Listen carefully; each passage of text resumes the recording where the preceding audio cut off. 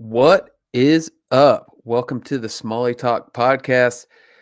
This is your host, Josh Renko, and this is not a usual episode of Smalley Talk.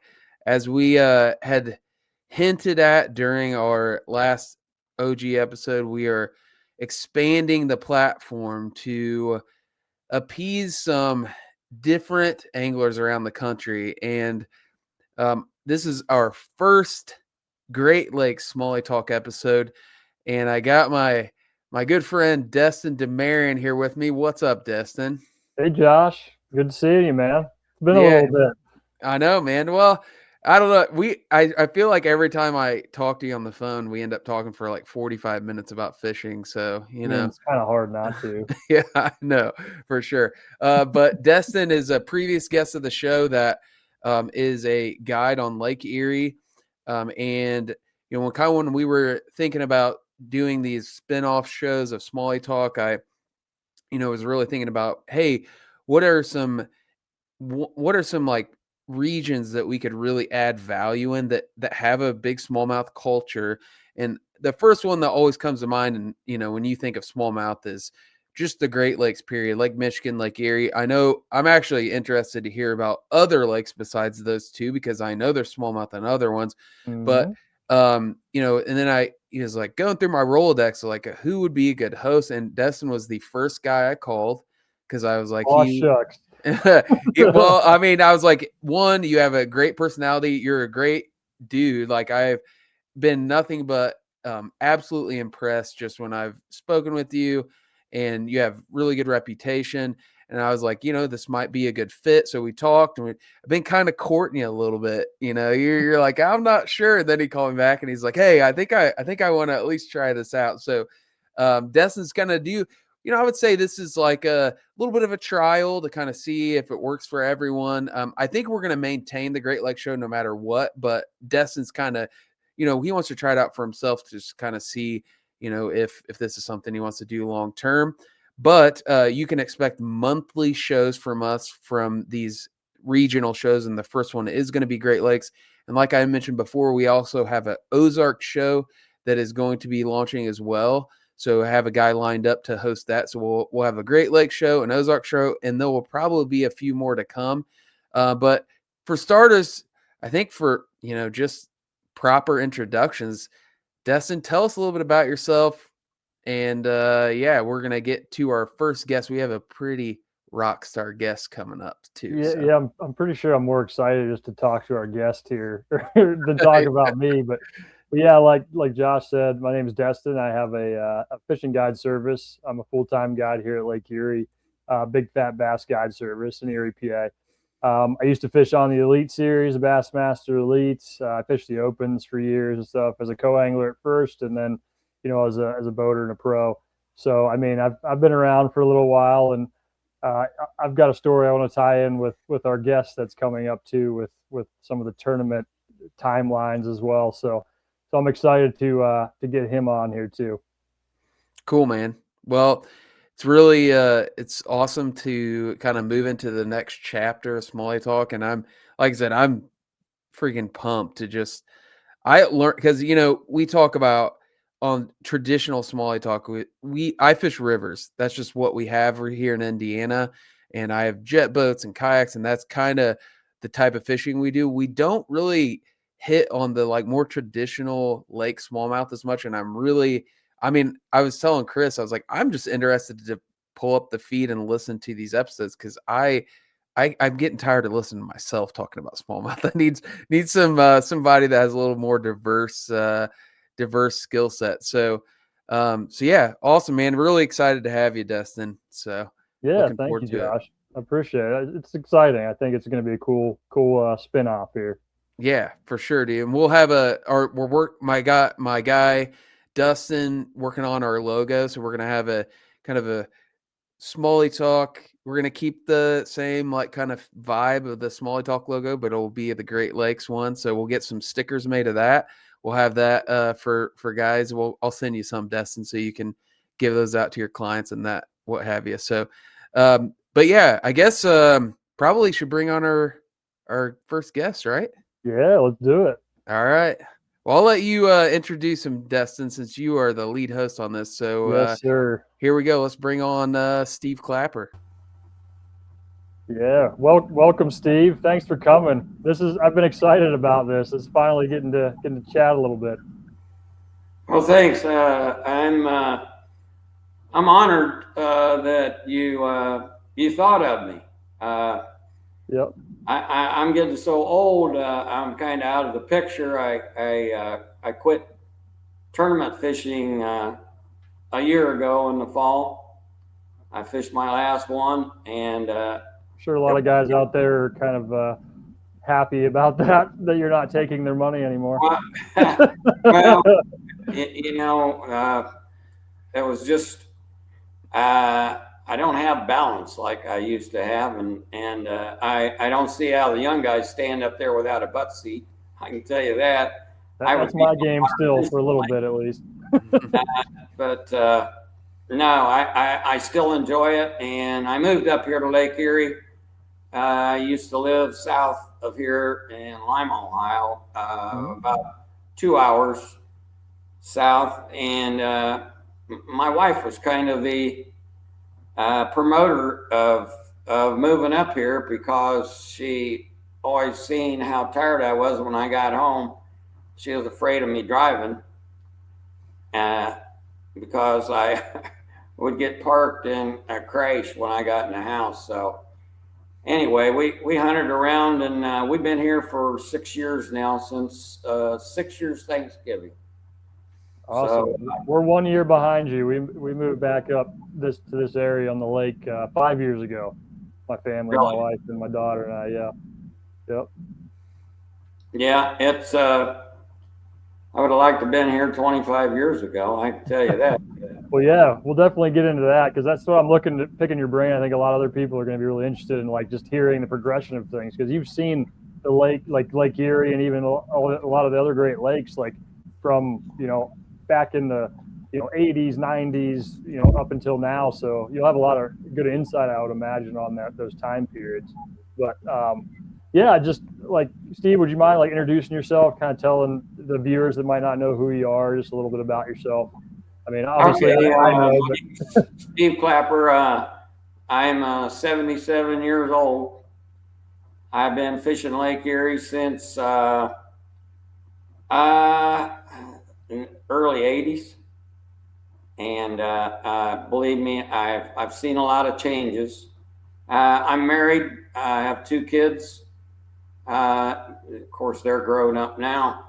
But my son, he's a big fisherman, and he was very happy when I moved up here because he knows that when I'm gone, he'll probably get this place, So anyway, I have a daughter that's a school teacher down in Beaver Creek, down by Dayton. But my wife Linda and I have been married for 58 years. Yeah, we were just talking about that. That's super impressive. We got to meet Linda real quick too, so that was super nice meeting your wife. She's put up with your fishing for 58 years. She must be pretty cool. She's a keeper, I'd say, Steve. Yeah, she is. I'm very fortunate. She's put up with a lot through the years. I used to be gone a lot, and I was fortunate. I was a construction superintendent, and we had a deal come up of your age and your year of service. And when I was 51, I retired. So I've been retired for a long time, and I took off and went fishing, and was fortunate enough to travel around a lot of the other Great Lakes also, and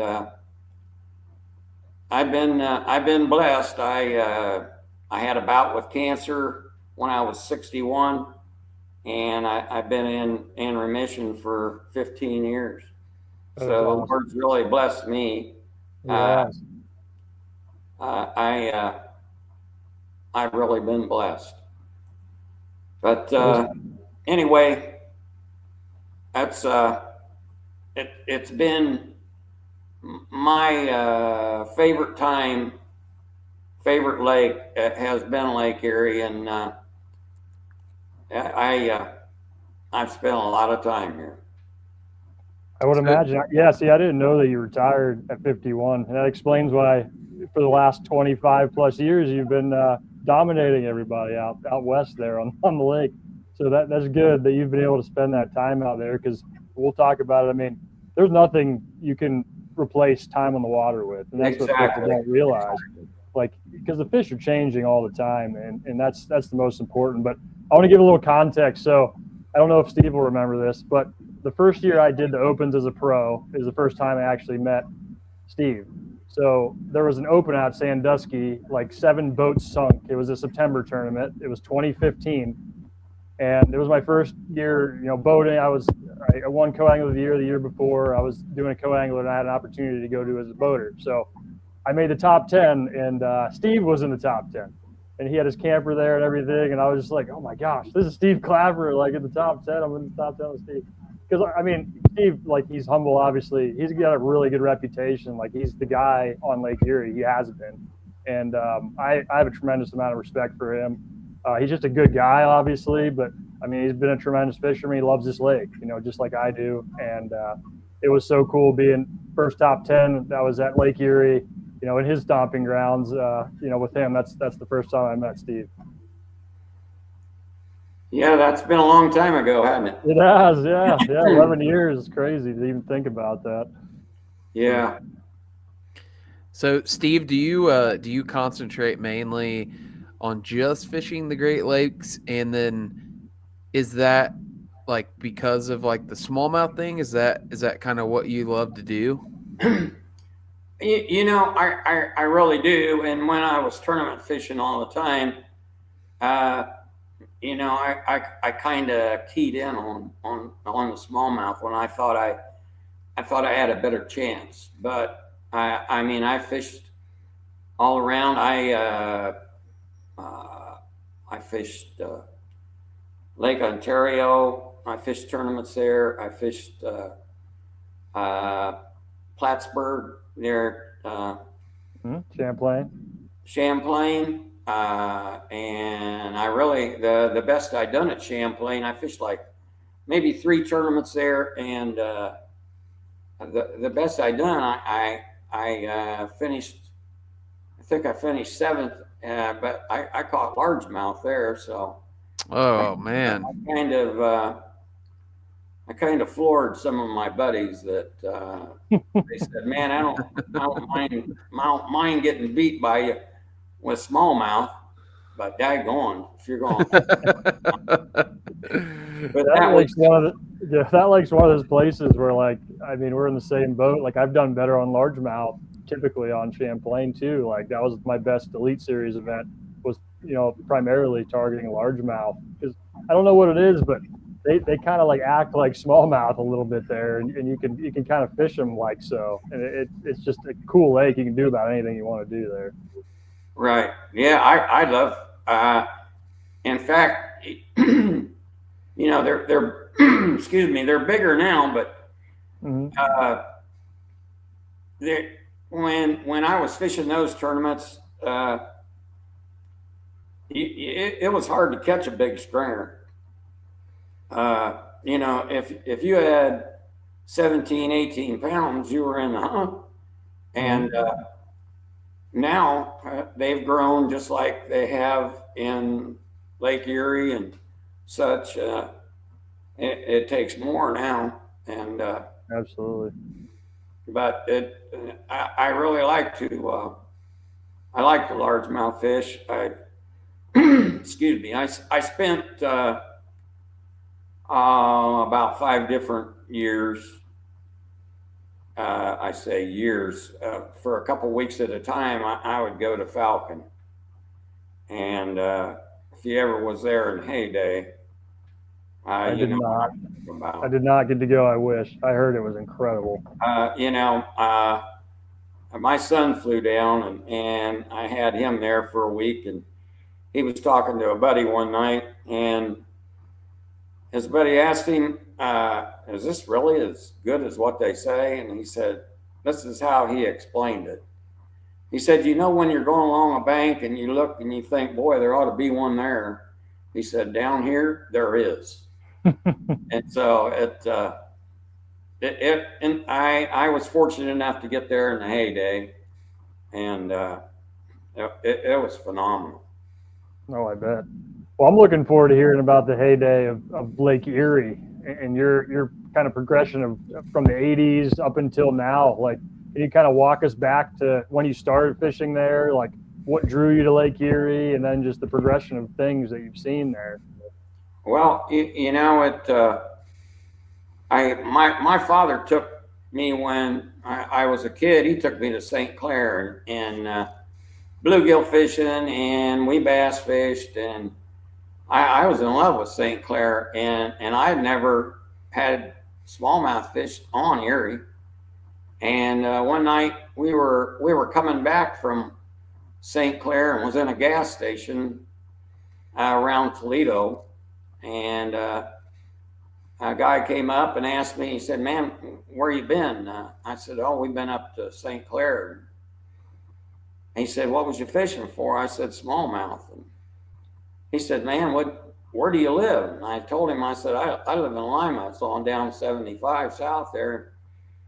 He said, "Why are you going to St. Clair?" He said, you're right next to the best smallmouth fishing in the country on Lake Erie." And I said, "Well, I've never tried that." And he said, "You better." So I started, and it just went from there. But yeah, I seen it all. You know, and the flashers and a compass, and well, my first deal. You know, this was before GPSs. You guys are probably too young to know about a Loran. I am not familiar. Yes. Huh? I'm not familiar. No. Yeah, it was before the GPS, and I bought one. And in fact, I was at Thousand Islands fishing a Canadian Open, and I had my wife with me. And as you found out tonight, that she's a lot more savvy with electronics. So I had her sit there and learn how to run it, teach me, and that's how I got around for a while, as far as spot to spot, you know, without having to triangulate. Mm-hmm. Like that's what we did, you know, in the old days before that. But yeah, so you were doing like triangulation a lot on Erie, because if people could, I can't believe people triangulated things out there, because I mean, it's just so vast and open. Like, just even thinking about it now, I'm like, how did you find these rock piles and things without a GPS? Well, you know, there was some that I found that I couldn't find going back to, you know, because I was too far away from the bank to line up with anything. But you know, just by using a map and a compass, that's you know, several of the good spots that I found, you know, it was by accident. I'll be up front with you, you know. That's how a lot of mine are too. Those are the best ones. In fact, I had one that I won several tournaments off of, and I had hunted and hunted and hunted for this piece, and I'll never forget the day I found it. And I had a BFL, or at that, I guess that was before Red Man, or after Red Man, I mean. And I was so excited, and my co-angler and I both won. And it was one of them places that you know, any turn I would have ran, and it was a long run, but I would have ran there for a jackpot tournament. It was I had so much confidence in it, you know. Mm-hmm. So can you guys give me, as someone that's like a little more ignorant on just like Lake Erie and it's, you know, how it's set up? And I know we talked about this on the episode you were on, Destin, but is it like basically, is it a lot of like sand? So you have a lot of sand substrate, and then there'll be like piles of rocks in places, or is it a lot of rock and then you're just finding rock that's like different? Like what's the kind of layout of the substrate there?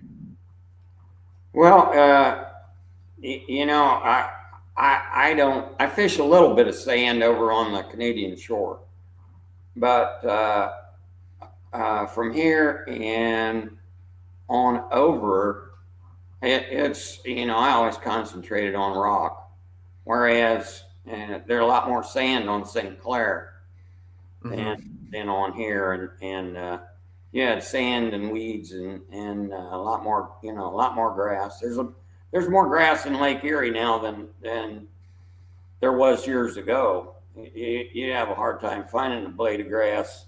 I'm talking about in the open water. But no, I was always hunting for rock piles and break lines.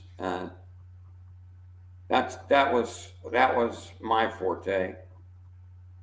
Yeah, I'd say it's the same pretty much over here. Like that's the kind of stuff I look for. There is a lot of rock, just to answer your question too, Josh. Like most of the substrate is like rock over here. It's like shale. And then you're looking for that chunk rock or, isolated chunk rock that's like out from that, or like little, like break lines, little depressions, things that, they can set up and wait for the current and the wind to push, bait to them and that kind of stuff. But yeah, I mean, if you find some of those magic little isolated rock piles out in the middle of wherever no one would ever look, those tend to be pretty juicy. So, and here we have some sand too, like in the East Basin, kind of like Steve was saying, the North Shore of Canada. There's a lot of sand on that side too, like in the Northeast Basin. But like on the South Shore, like Buffalo, a lot of deep sand. We fish some of that with some hard spots mixed in and stuff like that too. I saw something recently that made me like one reason I asked that question was there was some phenomena like this winter where there was some kind of wind that pushed water like all the way out of this area where you could walk on the bottom of Lake Erie, and people were out, walking on it. And I was surprised at how much sand there was. Like there was like a rock here and a rock there, but it was a lot of sand. I was like, to me, that's not what I had envisioned. I envisioned more of that like pebbly rock pretty much everywhere. So I guess what you're saying is it just depends on where you're at in Lake Erie. Right. Yeah, that's we've had that happen, I think 3 times now this year or in 25. Yeah, I think so. It all blew down past Destin. Yeah, all their water came our way. Okay. And it flooded them folks, and it really it stirred the fish up, and it was it was remarkable because if you've probably seen some pictures over around South Bass Island, and there was people out walking and picking up baits and such, and that's one of the places that does have some sand that I fished around, and it was remarkable to see. I would have liked to have been over there and walked around with a handheld GPS and marked some, because the one area, it doesn't have a lot of rock, but it has we'll say, a basketball size rock here and there. And I know by just seeing the pictures, them was the areas that we caught a lot of fish in. So it was very interesting to see that. You couldn't get a boat in the water over here for a while. I mean, you could go to the Huron River and put in, but the main ramps here, they were all but dry. I saw that a lot of the harbors, had no water. I saw the pictures and stuff. So yeah, they had to get the boats out real quick for the seiche. So yeah, the phenomenon is called a seiche, It's basically the wind gets going so strong, like on a confined body of water, like Erie, that's so big, and all that momentum pushes that water, that force, one way or the other. So it pulls it from one side and pushes it in, like Steve was saying, it basically flooded this side and it pulled all the water out of the west basin, over there by Sandusky and Toledo and Detroit, that area, and pushed it over here by Buffalo and Erie, PA, where I'm at. So it is kind of crazy how much power, that lake can get going. I think that's one thing about the Great Lakes. It is a different world. I mean, it's like they're inland seas, and you have to treat them like you're on the ocean. I mean, when I got my captain's license, you can substitute time on the Great Lakes for saltwater open ocean time for sea service time, because it's as treacherous and hard to navigate here as it is on the ocean. And we have to respect it, as Steve will definitely tell you, and I probably agree. This place can be very dangerous for someone who's not prepared, and even sometimes for someone who is. Right. I've fished a lot of tournaments that went out of the Michigan side, and a lot of guys that are headed for Peely, and they'll go by you. It's like they're not going to have a trolling motor or depth finder or anything when they get there, the way they're driving.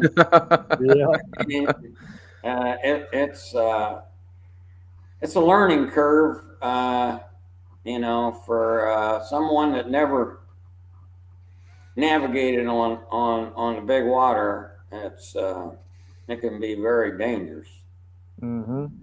Yeah, she can keep her treasure hidden pretty well, but it's usually worth getting out there to get those bronze treasure right there out on Lake Erie or anywhere in the Great Lakes. I mean, that's kind of the good thing. It does protect the fish a little bit, because it is rough a lot of days. So there's a lot of days you can't really get onto those fish, and throughout the winter for the most part, which is a benefit, for the overall fishery.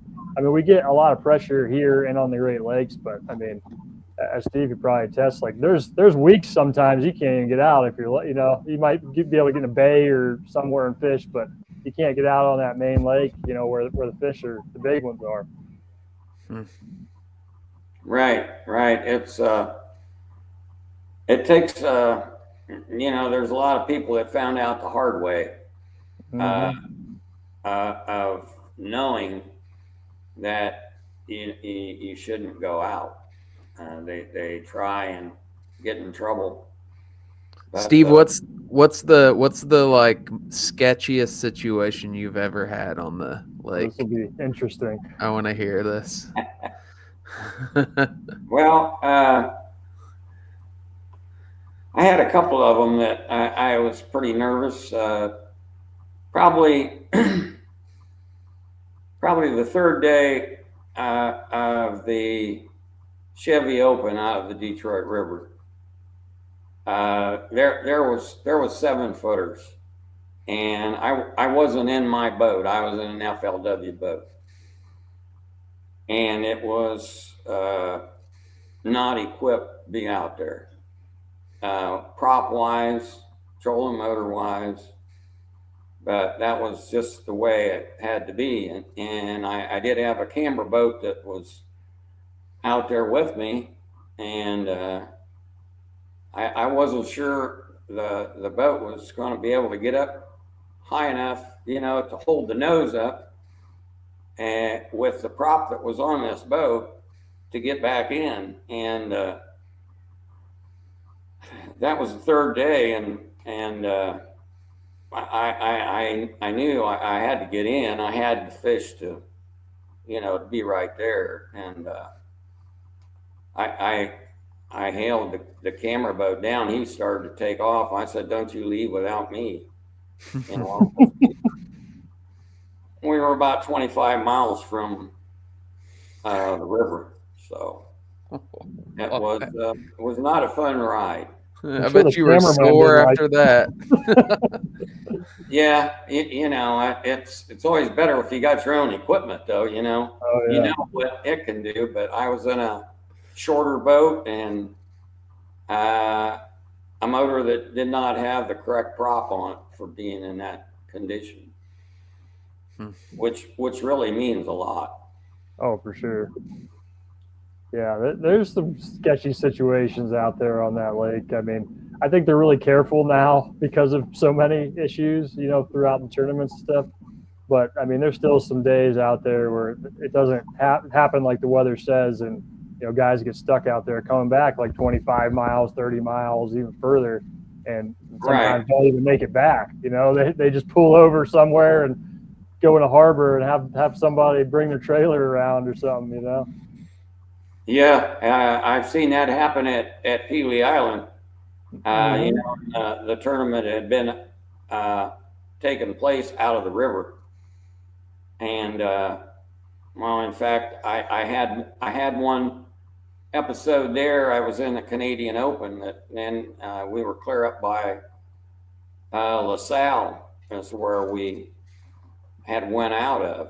That's up the river, a pretty good piece, and it was lightning and blowing like crazy, and my partner and I laid down in the bottom of the boat, and I had friends, and they went in North Bay of Pelee, and they hung it up, but I had 4 good ones, and I knew I was right there to win, and I told the co-angler that I had that in fact the Canadian Opens, you draw a co-angler and you fish as a team for the day, which is really a neat format.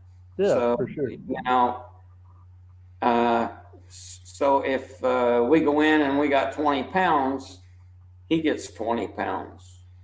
And he goes on and he draws another boater the next day, and I get a different co-angler. So anyway, I had a co-angler, and I told him I'm not going in until I get the 5th fish.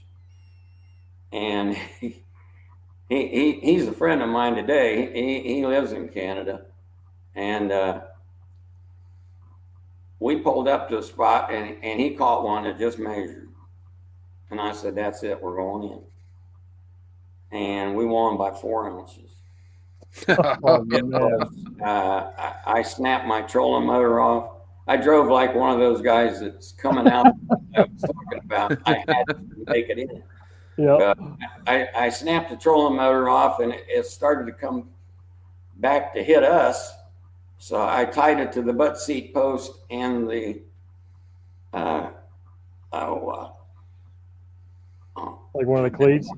Yeah, the cleat. But I had a gallon of oil in the rod locker too, and it exploded. And Chaos. we take it back with a couple minutes to spare, and then to win by 4 ounces. That's awesome. That was it was worth it. Paid for a new trolling motor, anyways. So. Oh, you know, it was, and my buddy. Yeah. I mean, it was $35,000. So. Oh, okay. Yeah. Couple trolling motors. Yeah. Yeah, you're right. I didn't mind it. And I had my boat all gouged up from that trolling motor beating on it where I had it tied. But yeah. Fiberglass work.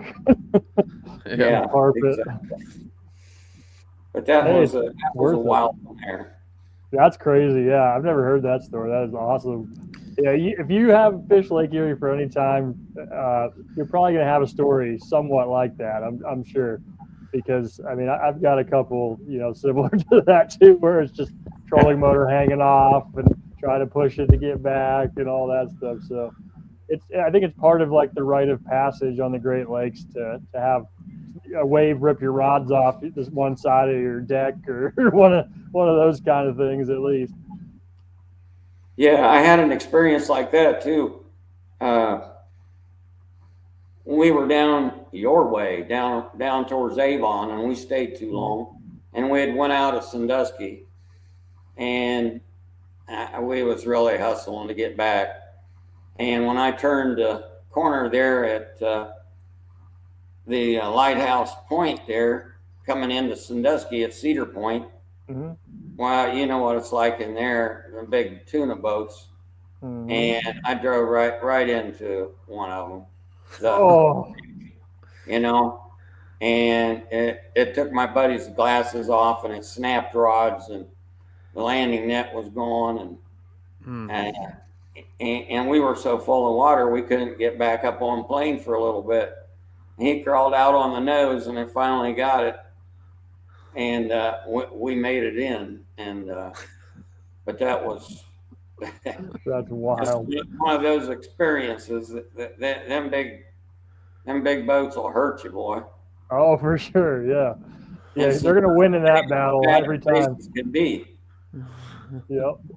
Yeah, that's crazy. I mean, yeah, you're going to have one of those stories if you fish the Great Lakes enough, like Steve's talking about. It's just crazy. But I wanted to get some more insight. Like, let's go back to the 80s and let's talk about what the water was like. You know, what the fish were feeding on, and just kind of try to like go from there and take a progression of like, you know, the 80s, 90s up until now, and like what you've seen, how the lake has changed, you know, the fishery, the size of the fish obviously has changed in that amount of time too. Right. Well, there was a lot more color to the water. There was what I want to say. It was very fertile, and there was a lot of fish, and of course, like you said, they weren't the size of what we got now, or that wasn't what I was catching. You caught a lot of 2.5 to 4 pounders. You know, if you got 5, you know, which was, there was some here and there, but very few. You didn't catch. I never caught a stringer full of them back in those days. But you know, back then, I always felt that they fed more on crawfish, and I mean there was times that they were feeding on shiners, smelt, whatever, but there was a lot of crayfish, and you know, I think it was in '86 that the zebra mussels appeared, and you know that they came in the ballast of ships, and you know, we at first we didn't know why we were getting. You know, we get hung up and get broke off, you know, and but we started, you know, catching some of them, you know, bringing them in, was hanging on to our baits, but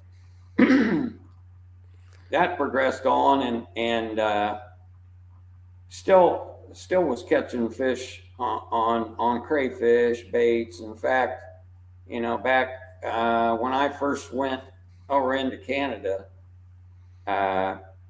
we bought crayfish, and that was really I'm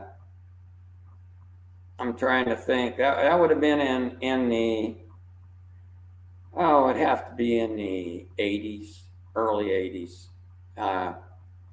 and you could really catch them on it, but you know, it was really expensive for guys to go buy, you know, 5 or 6 dozen of them crawfish. And that was back in the day when the Yamamoto grub became my best bait. Hula grub, I know that. Hula grub, I always did best on just a single tail. Well, on St. Clair, I always did better on a hula grub. But you know, we got away from the crayfish and learned that you know, you can catch them. I knew we could in the spring, but as it went on through the season, it seemed like everybody that was catching a lot of fish was using crawfish, but we found that we could catch them good on them Yamamoto grubs, and that progressed on for a long time. And I think the gobies, they appeared in the mid 1990s, and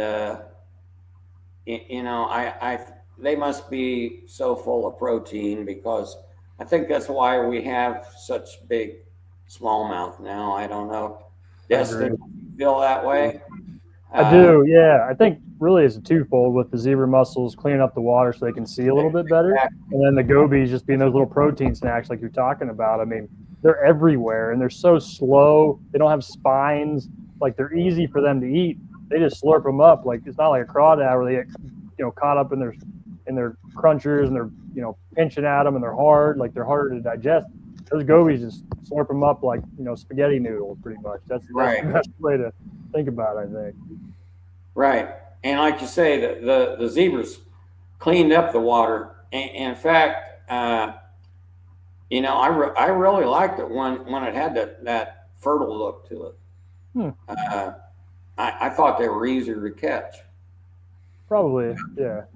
But as time progressed on in the 90s, there, the gobies, it was phenomenal.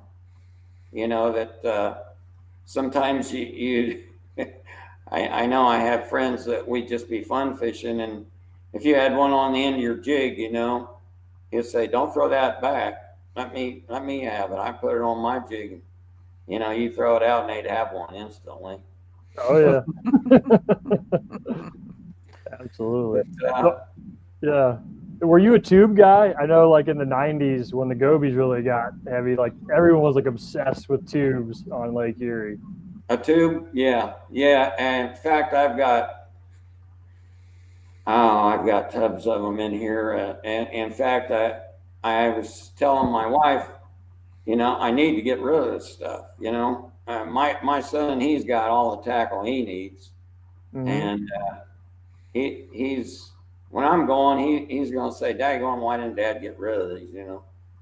That's but no, the tube was the deal. In fact, I'll tell you what, I'm still catching them on it. The same one that you were throwing even back then. Please? The same one you were even throwing back in the 90s? Yeah, I've got a couple now that it seems like that I put them on, and I've carried a gazillion different colors, but I really like a green pumpkin with a smoky tail. Okay. Like that green pumpkin fizz, the green pumpkin fizz kind of color, right? Yeah. Yep. But my favorite is a smoke black fleck, purple fleck. Yeah, that's been one of my favorites too. That's what I put on first, and I found that we catch them. I'll always have one on the deck. We'll put it that way, but very rarely in the summertime. We're drop shotting all the time, and I might pick it up, but in the early spring, when that water hits 40 degrees, that is what I mainly throw. Well, I say mainly. I definitely throw it a lot, and then it comes back again after all that drop shotting. In the fall, it comes back again. It does for me anyway. It does here too. I'd say it's pretty much the same over on this side. Like, the tube gets hot as it's warming a little bit in the spring, and then like until maybe post spawn a little bit, and then it kind of switches to the summer drop shot. But then the tube gets hot again, in that fall. Right. I feel like a lot of times when they're eating that, they're keying on that bigger bait and stuff like that too. Like, they really get on that in the fall. My favorite way to fish though is with a swim bait. that that to me is I can't wait. I mean, it's good in the spring for me, Yep. but when that water starts getting cold in the fall, boy, there's nothing like a bite on bait. I mean, and I'm throwing it on 12-pound test on a bait caster. Okay. You give them the business. Yeah, man. When they hit that and you can set the hook, it's my favorite way. And when you say swim bait, you're talking about like a paddle tail, Kitech type of thing, you know, on a jig head. Okay, yeah, that's what I thought. Yeah, these days when they say swim bait, I think of these $200 resin glide baits. That's what they've kind of taken over that category. I've got those glide baits, not $200 ones, but $100 ones. Yeah. In fact, that got brought up today when one of my friends called and we was talking about a co-angler that fished with a guy down in on Cumberland, and he threw it.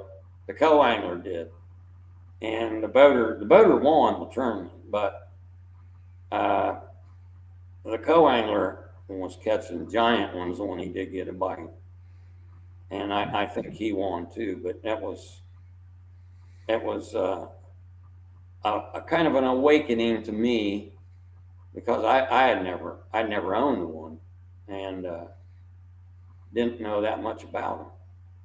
They're pretty fun.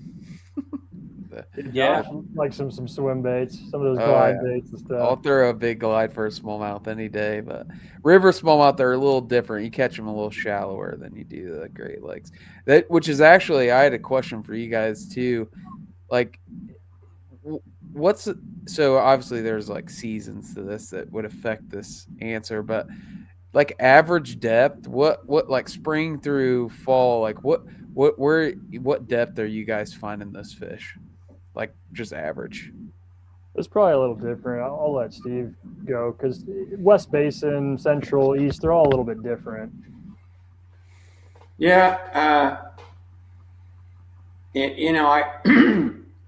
I always said through the years when the only time I found out about the shallow fish is when somebody told me, and that was a big downfall of mine because there's a lot of big fish caught in shallow water. Absolutely. When I say shallow, 12 on in, and I always was more of the 15 to 30 guy, and I learned really too late, late in my years, that I needed to spend more time in there. And this past spring, I caught a lot of big. I say big, over 5. That's big. And yeah, well, it's. I've got a friend. Did you say you're from Indiana? I am. Yep. Well, you'd know the name Mangus then. Yep. Greg Mangus. Yep. Greg Mangus, good friend of mine. Okay. And we've spent some days together. But anyway, shallow fish, we caught a lot of them. That was under 8 foot, 6, 5, and that was in the spring. And I usually didn't do that. I was more out into that 15 foot, which there's still a lot of them caught in 15 foot and deeper. But I had a lot of fun this last spring, last 2 springs, of catching them up shallow. So you think are they staging for spawn at that point? Or are they kind of? Oh yeah, I mean, they were fat and full of eggs, and it was remarkable, really. And in fact, when I brought up the Mangus's name, he and I speak quite often, and he's really a good fisherman.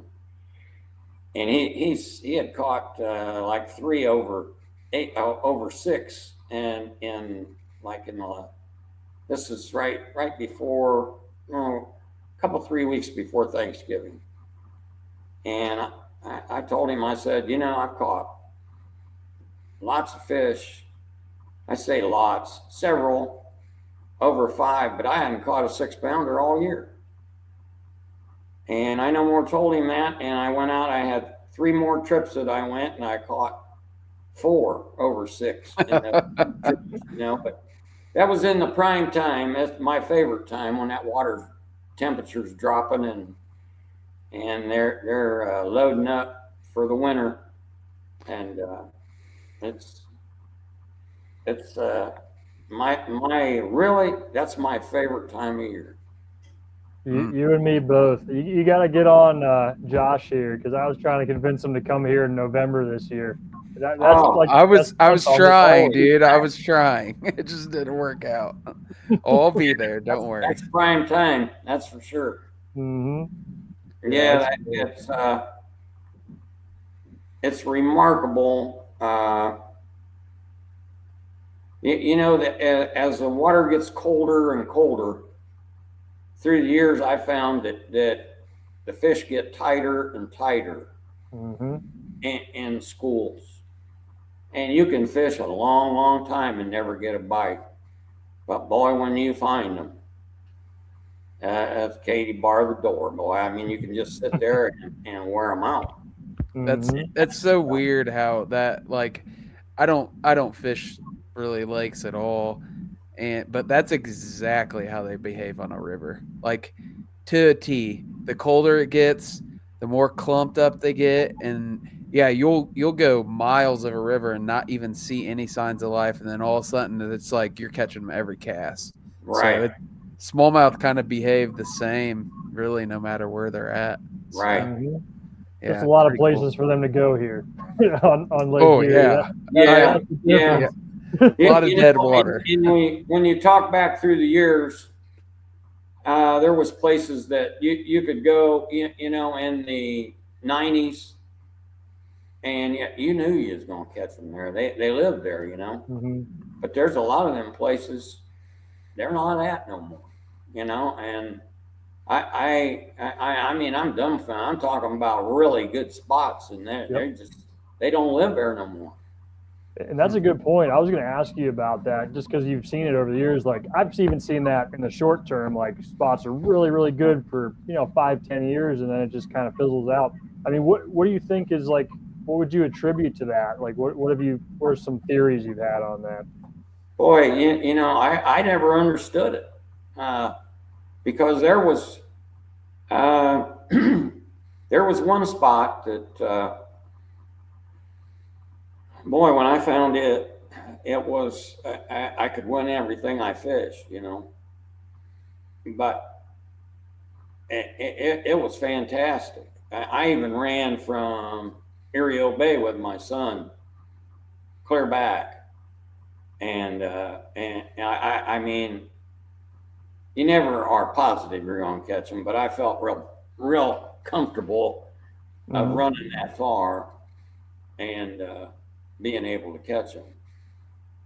But there's 2 places that I won on quite a bit, and they just don't live there no more. And they're unbelievable structure. Right. I mean, one I would say is the best structured piece I ever had on Lake Erie, and I can go there and catch gigantic sheephead. The curse of Erie, yes, the sheephead. And they were always around there, even when it's catching the bass. But they kind of laid off to one area. And but and they're long runs for me, and I think, do I want to spend,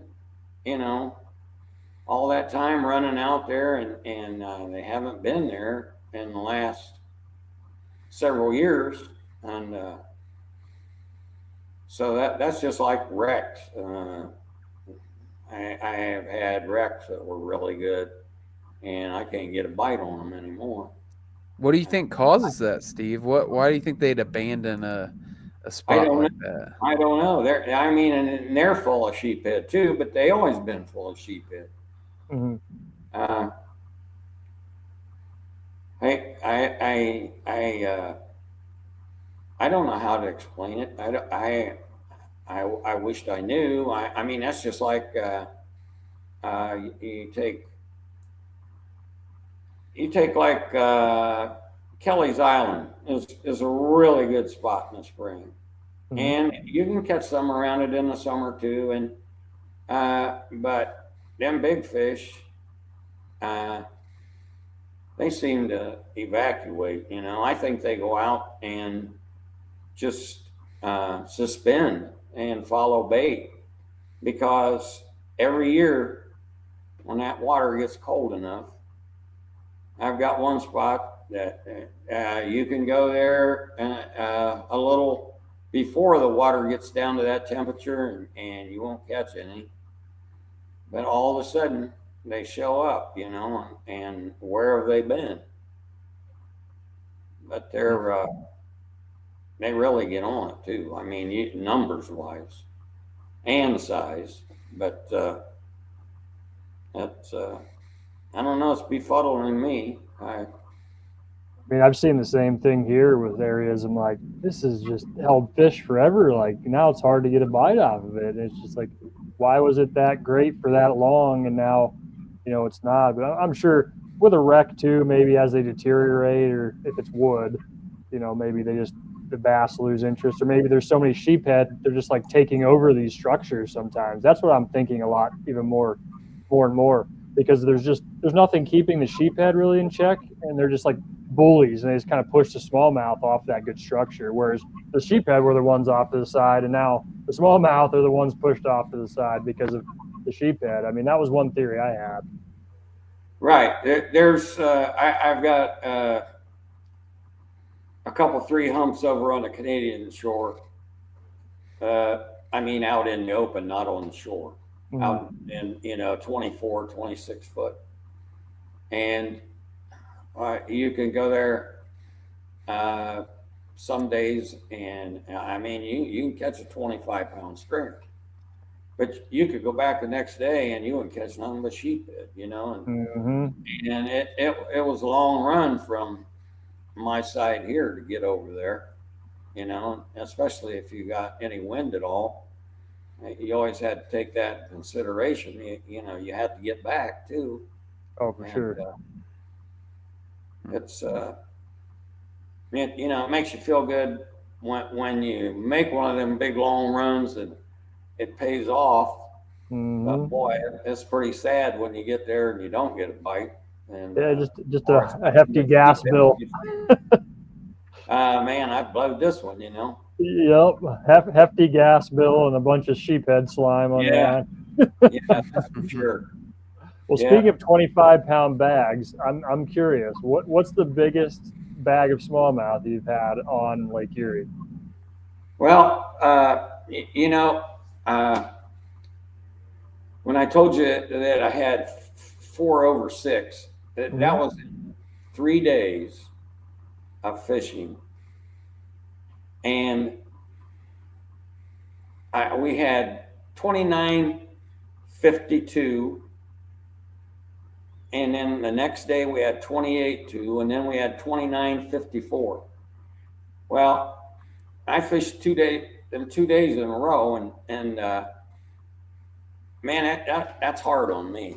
A multiple day tournament would kill me. I mean, I have a hard time if I fished one. But anyway, I didn't go on Saturday, and well. I don't know whether you know the name Gallagher. Mm-hmm. His dad caught the 10-pound something, 10.15. Yeah, yep, that's exactly what it was. Grant is a youngin. I think it was him and his dad. Greg is his dad. On that Saturday, I think they had 32 pounds. Oh yeah. And I then on Monday after that we had 29.54. We couldn't bust 30 pounds. And I mean, it's terrible catching 28 and 29 I was pound gonna bags. say, I don't feel sorry for you. we are spoiled. That's We are. You go out and catch, in the late fall, 25 pounds is just a good It's day. par. Yeah, it's par. Yeah, right. I mean, it's any place else you'd be, you thought you had a banner day. Exactly. But, anyway, the biggest stringer that that was my son and I caught it together, the pair of us. We had 31.14, and that was a spring tournament, and we caught all them fish on a tube, and we caught them all in the same spot. They were staging to go up. And, let me ask you: is that spot still good, or is that one of those ones that fizzled out? You know what? It's down your way, and not. Oh, okay. It's down east, and right. East for me has not been good for several years. In fact, I don't go down there no more. You're talking that Central Basin area. Yeah, it's been tough from what I've down to Lorraine onto Avon. Yep. And I mean, I've got good friends that are really good fishermen down there, and they said you can go out all day and catch one or two fish. I'm not into that. I really don't like fishing. I like catching. You and me both, yeah, and Josh, I'm sure. Had a lot of those non-catching days, though. That's part of it. But it makes the good days good, even that much better, though. Oh yeah, I mean, that's what. Yeah, it's for sure the contrast. So I know, Steve, you fished other lakes. I'm actually curious. The only other lake I've had experience with is Lake Michigan. What can you give us? Just a different. I mean, obviously, those are two completely different types of lakes. But what's your thoughts on just the quality of smallmouth numbers for Lake Michigan versus Erie? Well, I haven't had a lot of experience on Lake Michigan. I've caught some big ones on Huron. Okay. And I've caught some. In fact, I told you earlier that my wife and I went on a month-long trip. Well, I started that trip out at Baby Knock. I had my Texas friends were there. They go somewhere in the north smallmouth fishing in the summer, and then go back to Falcon. And not bad. Yeah, they're sure having a tough time. Talk about spoiled, yeah. Yeah, and that's where I met him at, was down there. But we became good friends. But another one, in fact, this boy lives in Michigan, but I tuned him into Falcon, and he bought a place down there, and he was there with. He started doing the same thing. He would go to Baby Knock for the summer, and when we got there, he took me fishing for 6 hours one day, and we were fishing shallow, and there'd been a bad wind, and but it was good, and we caught them in Little Bay, and we didn't catch any 5-pounders, but we caught several mid-4s, and it made a fun day. And it's I fished tournaments out of there and run clear back to, when I think about where they have the big tournament every spring. So you talking Lake Michigan? Huh? Lake Michigan? Back towards Green Bay area, not in Green Bay, but is it Sturgeon Bay? Sturgeon Bay. Okay, that's what I ran thought. all the way from Bay de Noc back to Sturgeon Bay area, and boy, that's a remarkable fishery too. I've heard. In fact, I fished Randy Van Dam and I fished one of those Sturgeon Bay Opens together, and we found a bunch of big fish and that were ready to move up, and we was there 2 days before the tournament started, and they were well over 5. And when we got up there during the tournament, which it was a big run, they'd all turned into 3.5 to 4s, 4.5s, you know. Which up there, you know, it takes a 6-pound average to do well. So it's a different type fishery. I really like fishing Thousand Islands. Yeah, I haven't done that for several years, but I've got an invite and a place to stay. I hope to go there this spring, early summer, and there's some not a bunch, but a few 7s caught, you know, up there, and I guess as far as that, Huron, Lake Michigan, Lake Ontario, I guess that's the only Great Lakes I've been on. That's most of them. Yeah, I think just excluding Superior, which I don't even really know the smallmouth scene there. I don't know if there's probably a little bit of it in like some of the bays, but it's such a cold lake. I think it's really not much. Out haven. Yeah, I did go. We went sightseeing there a couple years ago. That was it's pretty, but we didn't do any fishing. It was just riding in the motorhome, you know, sightseeing. Yeah, it looks beautiful up there for sure. I think it's mostly like lake trout and, you know, those kind of cold water fish for the most, because it's so deep. And even in the summer, people hardly swim there because the water's like 50 something degrees. Yeah. Steve, what's your I know Destin asked about your biggest bag. What's your single biggest personal best smallmouth? 7-13. It's a big one. What's yours, Destin? I don't think I asked you that. 7.5. Okay. It was like Steve was saying, the shallow water spring thing. This was 2 years ago. It was in 12 foot of water in the spring. It was in May. I thought on a tube. I don't know, Steve, if you're into it now, but like the real small tubes, like the 2.5s, and like that. Yeah. It seems like those are getting bigger bites right now. Like even in the 4-inch, you know, the traditional 3.5, 4.25 inch one. Yeah, you know, I fished. I was sponsored years ago by ISG. Yeah, they have that nice mini tube. Yes, they do, and I had to get some more of those because we got so.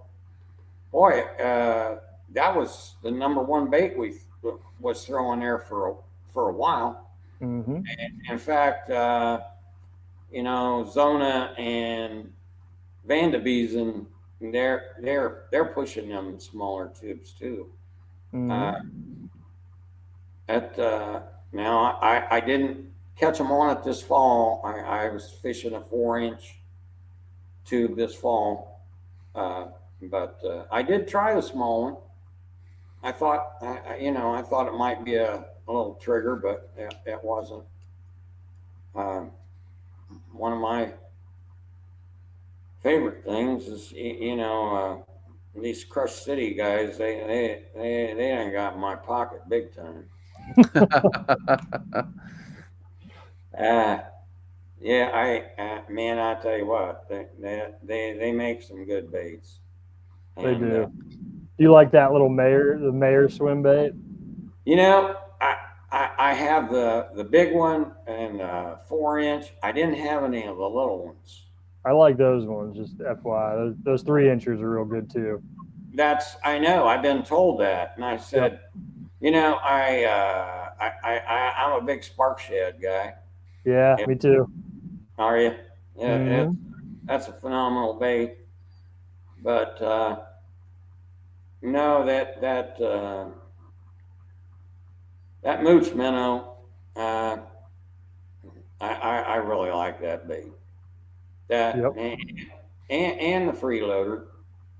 I caught a lot of fish on the freeloader. In fact, uh, that last tournament I fished, we were on the way in, and I stopped at a spot, and I caught a 513.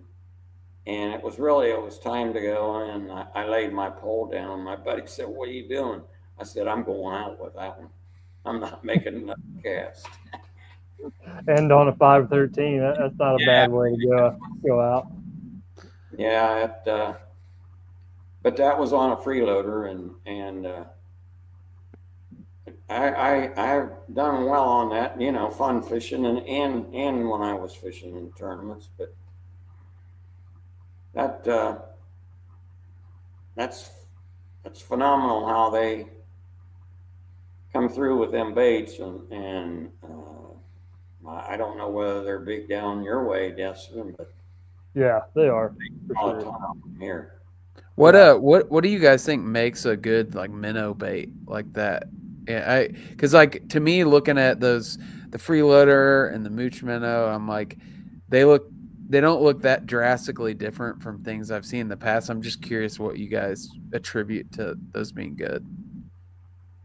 Yeah. No, go I mean, ahead, Destin. go ahead, Steve. Sorry. No, my favorite, if I'm we'll call it minnow bait fishing. I like a Z2, a 4 inch Z2. Mm-hmm. Uh, a Z2's been one of my favorite baits through the years. Drop shot, and I'm talking about the full size one, 5 inch. Uh, that that when I got a funny story of how I learned about that. I was fishing in a tournament out of the river, and when I was there pre-fishing, this guy, I had drawed him co-angler, and he said, "Man, I bought these baits on the clearance bin," and he said, I've been drop shotting them. Well, they were Z2s, is what they were. And he gave me 3 of them, and I laid them on the deck, and I never threw them. Well, we was in a tournament then, and at the end of the first day, he was leading the co-angler, and he come and told me, he said, "You try them baits that I gave you?" I said, "No, I'll be honest, I haven't." He said, "That's what I caught all them fish on." I said, "You're kidding me." He said, "No." So the next day, I used the 3 that I had, and I caught them on it. So that night, I didn't know where to ever buy them. Like I say, he bought them on a clearance bin, and I said, "Man, you haven't got any more of them baits you'd like to sell, do you?" And the next morning, he gave me a bag of them, and he won the co-angler. So it lit my fire on them, and that's been that way ever since. Absolutely. Well, I want to be cognizant of your time, Steve. I mean, there's one more question I really am interested in your perspective, just since you've seen, Great Lakes, Lake Erie, and we'll focus on. But I mean, what do you think is in the future here? Like, obviously, forward facing has come on the scene and changed the fishery and changed how fish react. Because they're getting more pressured. What do you see happening here in the next 5 to 10 years on Lake Erie? I mean, do you think what is your perspective on that? Just seeing Lake Erie through the decades. Well, as far as tournament wise, I've got some friends that they feel that they'll be cut off down in the future. Interesting. Now, I guess there's some states that have got it up to vote now. My buddy told me that today. He didn't say what states it was, but he hates it. I like it for the walleye fishing. I really get a charge out of that. And you and me both. For me, I'm not real good with it with the bass like Gallagher and Reese. And them guys, they're dialed in, and they got good eyes. Well, they're like 27 years old, and my eyes, I don't see them that well, but it's a real tool for structure, I feel. I'm seeing things with that tool that I really didn't realize just how they were until I looked at them with that. So I like it. I can see, it really cut down on the viewership of bass fishing. I watched some today of the down at Gunnersville. I don't know whether you BPT. I didn't see the first period. I forgot that it was on. And I guess, wow, gee whiz, that one. Shaw. Banks. Yeah, I know Banks. He had, wow, daggone, what, 63 pounds the first period? Something like that. It's like a 20-pound lead or something crazy. Yeah, right. But, I don't know where it's going to go from there. And that's not the end.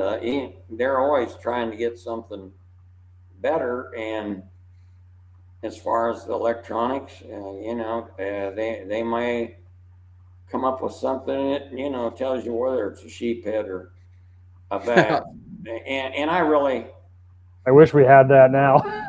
Yeah. I have one buddy that, he feels he can tell, and he's real good. He's got younger, good eyes, and I think by the way they act, I think I know somewhat, but I can't look at them like. I think the way they school as well is slightly different. That's another way you can kind of tell them. Drew Gill or Trevor McKinney and. Man, I got a real good friend that fished with. I think it was with Trevor, and he said, "Man, and this guy's got good eyes." And he said, I wasn't in the ballpark with that kid,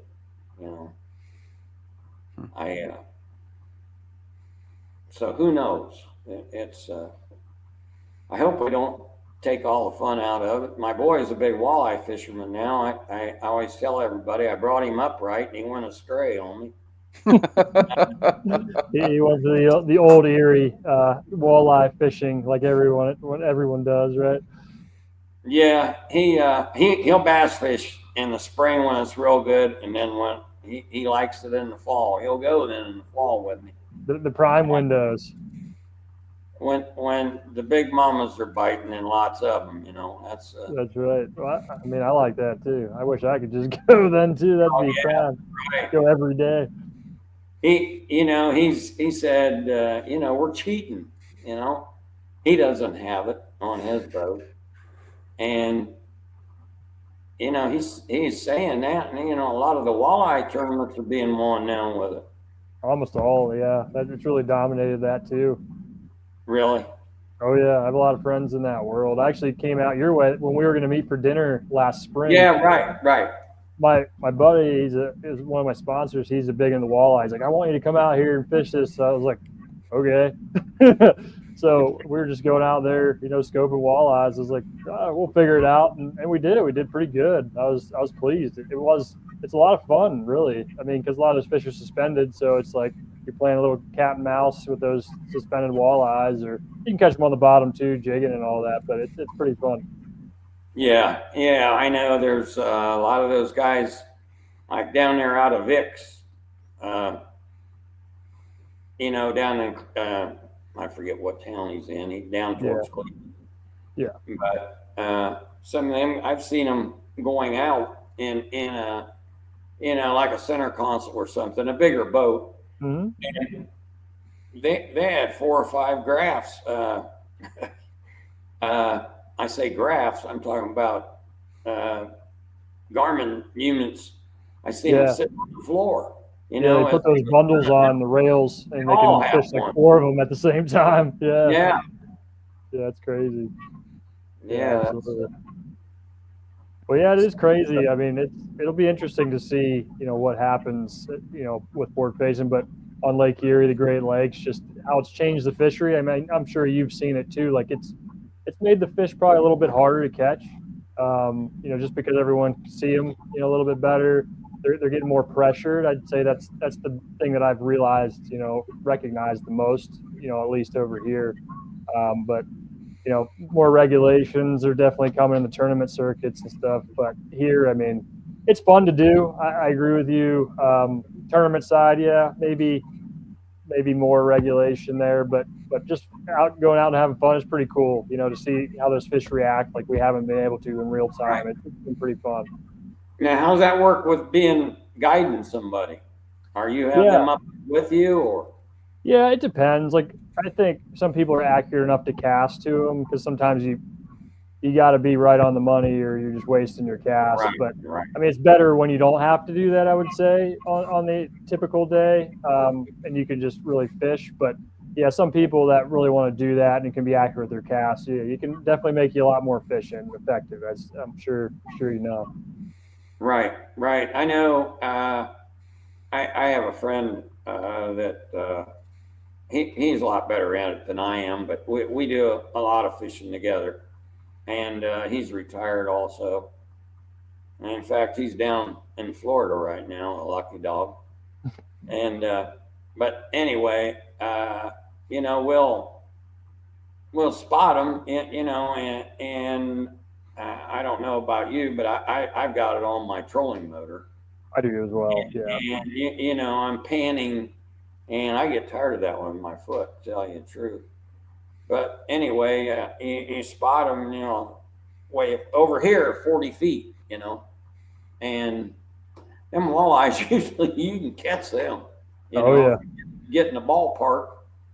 So we have a lot of fun doing that. That's a blast. But as far as being with a jig and minnow and fishing them on a light head, like a lot of these young guys are doing, and they're putting it right in their face, and I'm not good at that. Yeah, it's hard if you don't have, like you're saying, like just having the young eyes, being able to really be pinpoint casting with that. And it's hard to make that pinpoint cast. It is. For me, it definitely is. Like I said, I've got buddies that are pretty good at it, and I'm not in the ballpark with them. I'm more of a bottom fisherman. Well, that's what it just used to really be. I mean, that's what we did. I'm sure that's pretty much how it was most of your career. With a lot of bottom dragging, bouncing, that kind of stuff, just keeping the bait down. Where now we're accessing these suspended fish a lot more than we ever were, and it's cool because it's some fish that typically weren't getting targeted, but now everyone can see them is the thing too. So they're getting more pressured, but it's a neat it's neat. It's give and take, like good, bad. I mean, I'm kind of like on the fence with, you know, tournaments and just fun fishing with it. I think tournaments not as much, but fun fishing. It's just a fun tool to use for sure. Mm-hmm. Yeah, it's to be honest with you, my son and my wife, you know, and I told them I was done. I wasn't fishing tournaments anymore. I mean, they didn't figure I'd be able to handle it, you know, because it'd been too long. 50 some years I'd fished tournaments. And just to say that's it, I'm done. But you know, I didn't have a hard time at it. I really didn't. I knew it was time because I didn't have the balance, and like I say, I still enjoy going to the weigh-ins, you know, and you know, it's still in my blood, but I don't have a problem not going and being involved in the tournament. It's I had enough. Well, I can tell you, I mean, not just myself, but I think everyone that fishes Lake Erie and the Great Lakes has a tremendous amount of respect for you. I mean, it's been a treat for me just to be, you know, able to have this conversation with you and Josh to facilitate and start this Great Lakes Smalley talk. And I mean, I wanted to have you the first guest. I thought, who better to really talk about that? Well, I'm really honored that you thought of me that way. You know, I told my wife, I said, you know, I'm kind of out of the picture now. I still, the only sponsor I have right now is Mercury, and Mercury stayed with me even though I'm not doing anything. And you know, I don't know, are either of you Mercury people? I'm a Yamaha guy. Yamaha guy. Yeah, I have Yamaha as well.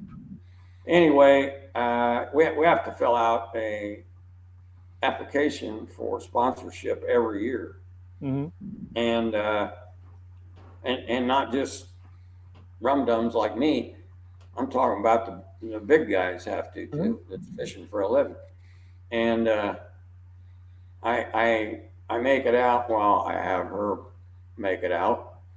I mean, I tell her what I want in it, but I didn't have much to say, you know. I'm not doing nothing, you know. And I told her, they're probably going to say, we don't need him no more, you know. But Monday morning, I got an email and said that you're sponsored. So that was, you know, I keep my foot in the door anyway. Yeah, for sure. Yeah. Well, you're definitely not stopping fishing. Maybe the tournament side, but there's no way you're going to stay off the water. I'm sure of that. Right. And you know, I did. I wrote a letter to. It's a gal that's over sponsorships, and I wrote her a letter. I told her, I said, you know, I'm not tournament fishing anymore. I'm still fishing as much as I can, and being around it, and at least they thought enough of me yet, I guess. You know, that was a mistake. Yeah, that loyalty, that's rare, and that's good to see. That's you know, you don't see a lot of loyalty anymore. No, especially with the brands and stuff. I mean, for them to cast you aside would be, I would say, normal. So for them to do that is really a testament. I mean, they're obviously how they view you too. So that's really cool. Yeah, I'm thankful for it. You know, it was quite a surprise when I saw it there Monday morning on an email, and that was kind of made my day, really.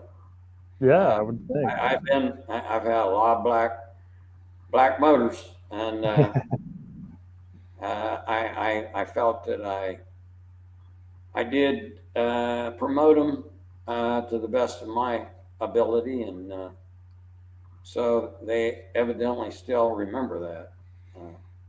Yes, very, very rare, but awesome that they do. But yeah, Steve, thank you again for coming on here. I mean, I think this is a great way to start the Great Lakes Smalley talk. What do you think, Josh? Yeah, pretty awesome, man. Just learn. I'm like just soaking in what you guys are saying. And in fact, I was thinking like, okay, as soon as we get done with this, I'm gonna text Destin to see what date I can come out there in the pre-spawn. I'll tell you what, if we had a break, you probably don't have any ice down your way right now, do you? No, we don't. But we just got some snow, but it's still not iced back up yet. Yeah. Well, I I feel I'm not gonna. I'm not that mad at him that I'm gonna go out there. I used to be. I would go out if I'd had open water. I'd have been there, Oh yeah. But I'm past that now. I mean I'm would say come on spring. I'm ready for You're that. a little wiser, is what you're telling me. Than Yeah. I'm just not that mad at him yet. But oh, they'll be waiting for you with bells on. I'm looking forward to another spring. I can tell you that, and a good Absolutely. Lord willing, I'll still be here and go out and beat on them a little more. Absolutely. Yeah. Well, it'd be a treat to fish with you sometime. That would be a true treat. Like I said, if you're I- out this way, give me a call. I'll do that because I told you I had one day on northeast. I Yes, guess that's right by where I live. Yep. half. I fished half a day and I only had one bite. Mhm. Now it's two boats of us, and I went on down to. I think you knew where I went. I didn't Yeah, know you where. went down to like near Cattaraugus Creek. Yes, right, Yep. right. Yeah, just a And little more east. I had a blast down there, and I wouldn't have had if it hadn't been for a buddy of mine calling me and that went down there, and he went down there in the blind. He had never been there before, but Hmm. he said, "How you doing?" And I said, "Boy, I've only caught one, and I'm the only one that had a bite." And he said, "Well, come on down here." I said, "I'll be there." We went and loaded out and took off. Went and bought a New York license, and that was. They're always biting somewhere here. I mean, it's just chasing that bite. Yeah. I mean, you went up the road, about, I guess, 30, 40 minutes up the road, and that's where it was happening, that time. Right, right. Well, I had fished a couple tournaments out of Buffalo, Hmm. but they were always in the summer. I never Yeah. had been there in a spring tournament, so It's pretty amazing in the spring. You would enjoy it. yeah. We catch a lot of like 28 to 30-pound bags there in the Right, spring and fall. right. Yeah, it's a blast. Sounds good. Hey, Steve, I want to make sure I get your address because I'm going to send you one of these Smalley shirts, so you All can right. so you can sport that. And we got to get Destin some Michigan gear too for that. So There we you go. got to be sporting it during the show. But Yeah, get but Steven on a yeah, match. yeah, for sure. Well, thanks for coming on, Steve. We really appreciate it. It's been a Well, pleasure I appreciate getting to talk to you. the So honor. Yeah, thank you so much. yeah, All right. and Maybe before all we get together one of these days. oh yeah, hey, you just say the word. Looking forward to I'm it. coming. So what part of Before, Indiana are you? just south of Indianapolis, so Greenwood, if you're familiar with Okay. that. So yeah, we got a few local guys here that are. I don't know if you know Billy McDonald. He stayed here, and in Yeah, fact, his brother or his son, which yeah, one's the one Brandon. who worked at the track? Brandon runs Started Outdoorsman. Yeah, years and years ago.